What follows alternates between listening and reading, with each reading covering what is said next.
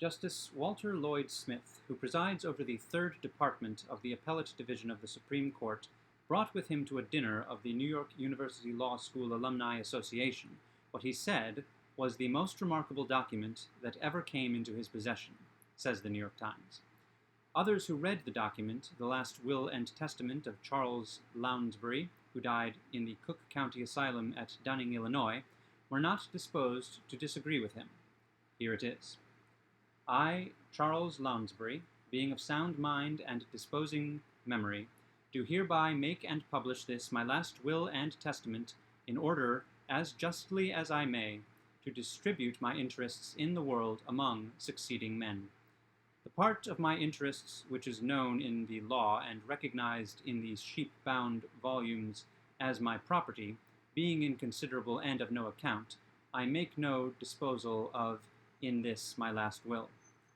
My right to live, being but a life estate, is not at my disposal. But these things excepted, all else in the world I now proceed to devise and bequeath. I give to good fathers and mothers in trust for their children all good little words of praise and encouragement, and all quaint pet names and endearments, and I charge said parents to use them justly and generously as the needs of their children may require. I leave to children exclusively, but only for the term of their childhood, all and every flower of the fields and the blossoms of the woods, with the right to play among them freely according to the custom of children, warning them at the same time against thistles and thorns. And I devise to children the banks of the brooks and the golden sands beneath the waters thereof, and the odor of the willows that dip therein, and the white clouds that float high over the giant trees. And I leave the children long, long days, in which to be merry in 1,000 ways, and the night, and the moon,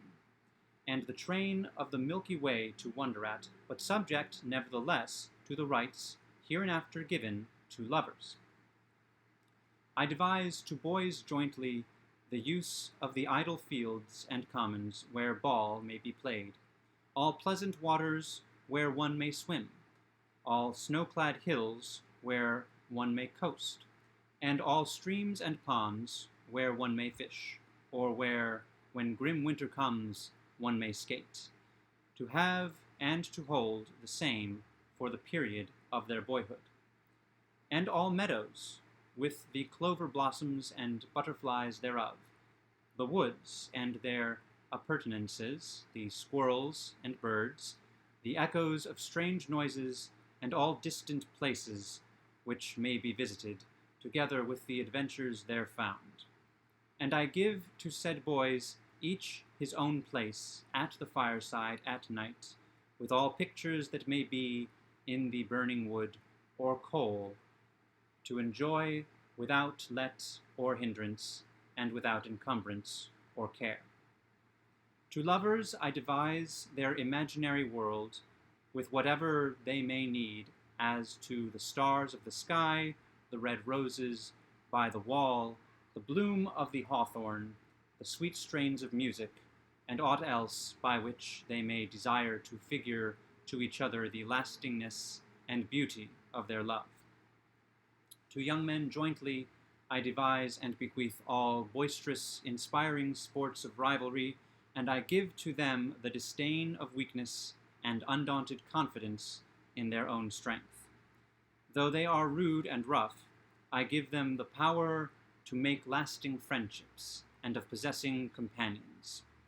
And to them exclusively I give all merry songs and brave choruses to sing with lusty voices.